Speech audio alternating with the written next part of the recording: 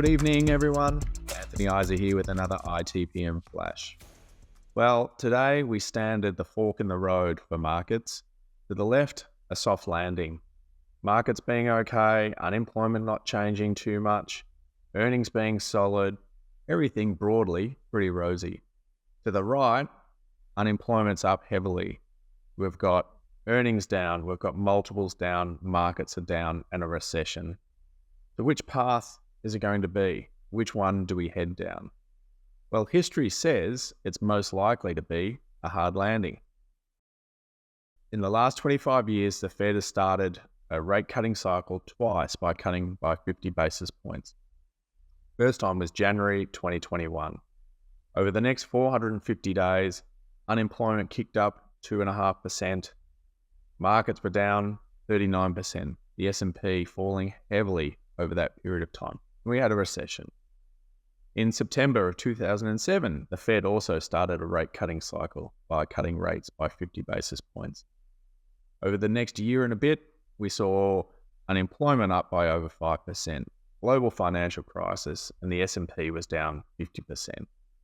In both cases, when they cut rates, the market and the Fed's expectation was for a soft landing.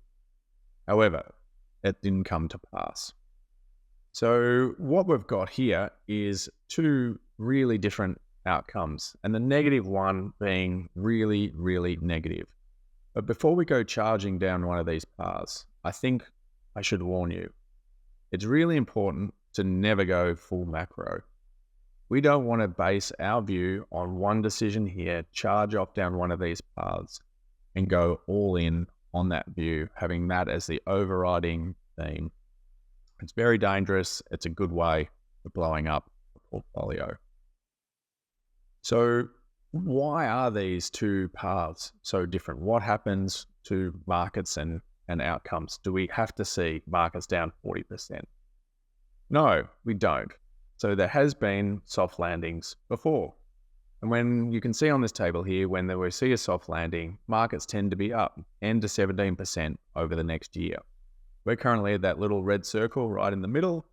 That's month 0 with the Fed having just cut rates. Over the next 12 months, the blue line, again, up 10 to 17%. The hard landing recession scenario averages down 15 to 20% though. So that dispersion is really big, okay? And if we knew it was going to be a soft landing, we'd have a long bias in my portfolio. I'd be actively looking to get long the market, long stocks, going where the growth is.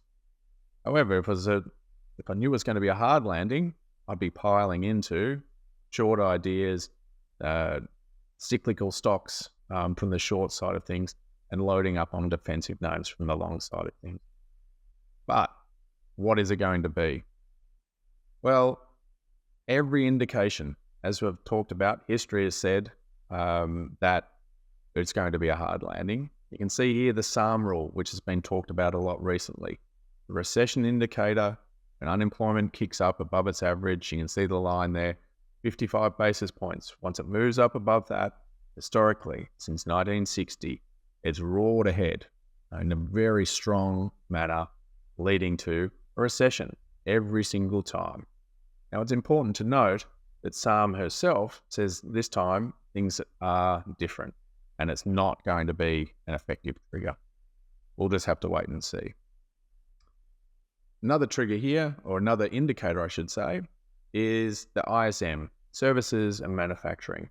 Each time over the last 27 years that it's been below 49 for both of them, we've been in a recession, at a recession, markets have declined.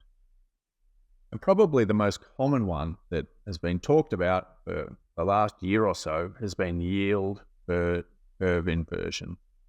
And you can see here, what have we got? 5 ticks. Each time the yield curve has inverted, or the Fed fund rates has been flat or going up, we've seen a recession. The only time that the Fed's cut rates over this period that we didn't see a recession was in 1995. And at that point, the yield curve wasn't inverted. We've got a bunch of indicators here showing that in all likelihood, we're going to see a recession. Now, there's a lot more indicators showing the same thing. And there's indicators and economic data suggesting that we're going to be in for a soft landing as well. So what does the Fed think? Well, on Wednesday with their rate cut, they put out this dot plot chart. And you can see here that they're looking for another couple of rate cuts this year on average, and then falling next year to rates to around about 3.5% average, and staying at that level the next couple of years after that. That is soft landing. That is the perfect outcome. Now, of course, the Fed's going to say that. They're not going to come out and say, we're too late, we're going to have a recession.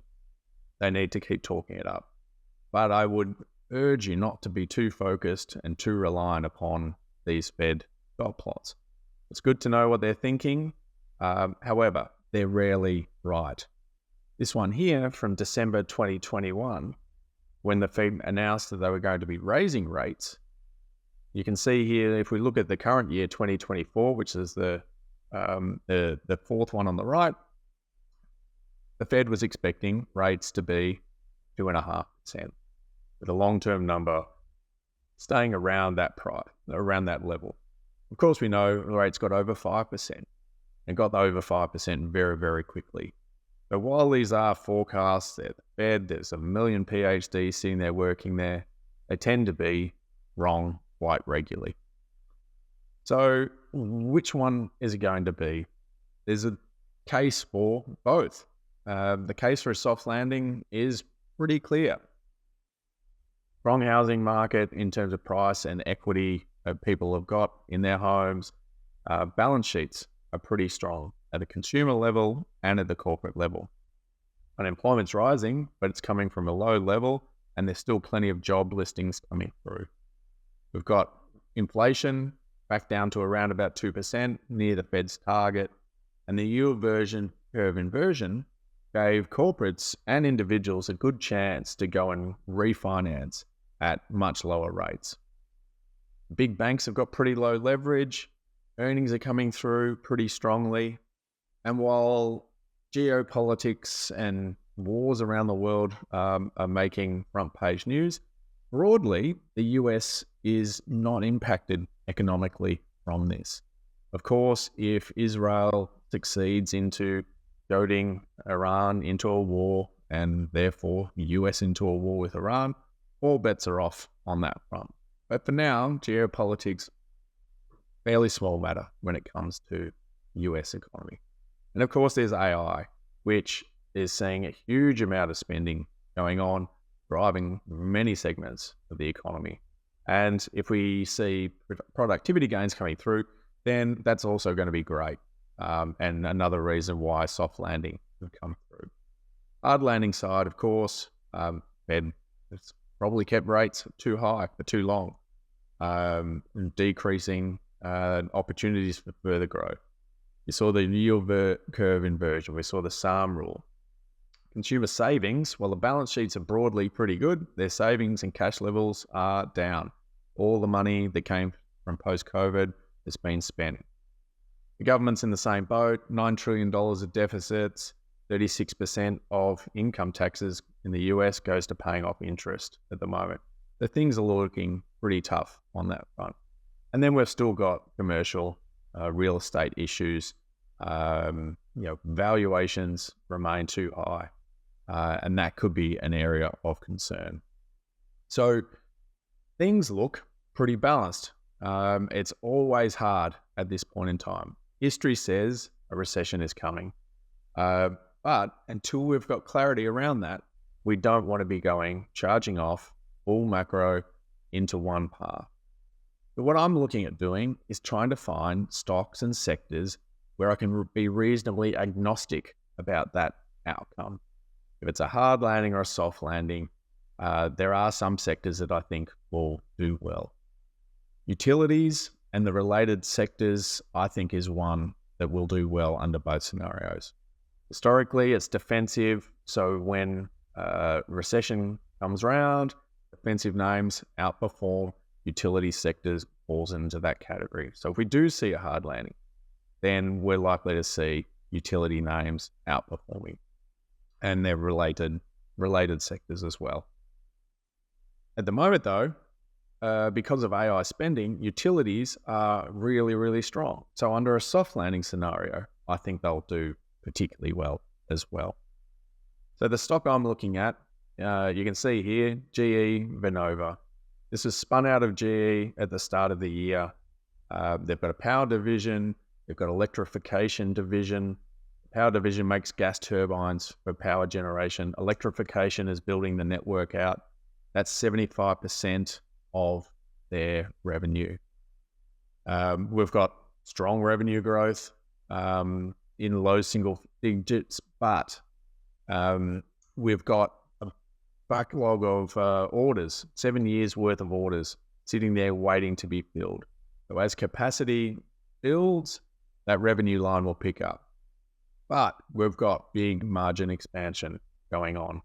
The margins going, gross margins from 14.5% in 2023 through to 21.8% in 2026. That's driving really strong bottom line growth, 94% and 51% for the next couple of years.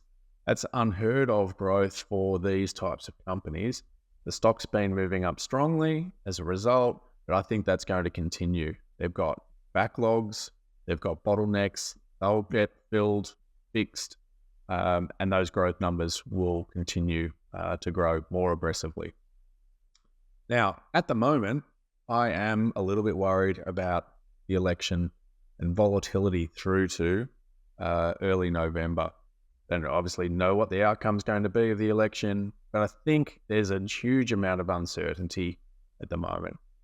With this stock having picked up strongly, I want to take a position. I'm going to take a position, but I'm just going to change up the structure that I would normally use, slightly different. So result is out in late October. We've got the election in the first week of November. I'm buying December calls, December $260 calls for $23. A sell November $260 calls for $18.50. And normally when I do these calendars, I do it in a 2-for-1 ratio. But in this case, I'm going to do a 3-for-2 ratio.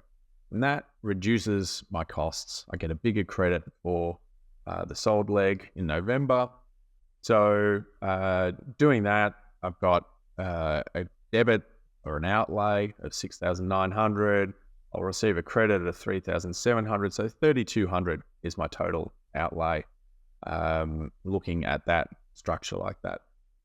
It has the impact of reducing my profit if my timing's wrong. If this stock keeps going up over the next couple of months, I'll still profit, but not by so much because my net long position is not as much as it would be if I did a 2-for-1 structure. But I do think there's volatility around. I do think there's a possibility that we might see the stock and markets come back a little bit over the next month as that volatility picks up.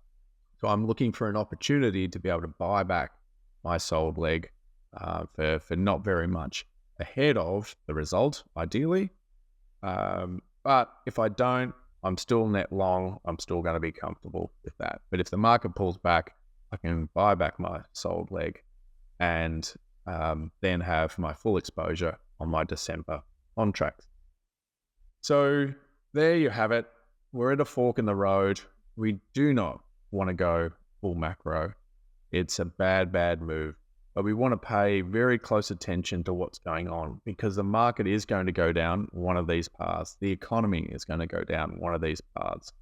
And once we've got clarity about that, and tilt my portfolio is strongly in that direction. And in the meantime, I'm looking for stocks like GE Vernova. I'm looking at utilities. I'm looking at AI-related names, stocks and sectors that I can be agnostic to the outcome of the economy and sit and wait until there's clarity about what happens. There you have it. That's what I'm doing, standing at the fork in the road, trying to work out which way we're going to go, and constantly checking data over the next month or two, very focused on that unemployment rate. In the meantime, GE Vernova is what I'm looking at. I think it looks pretty good. Thanks everyone. Nice to see you. Talk again soon.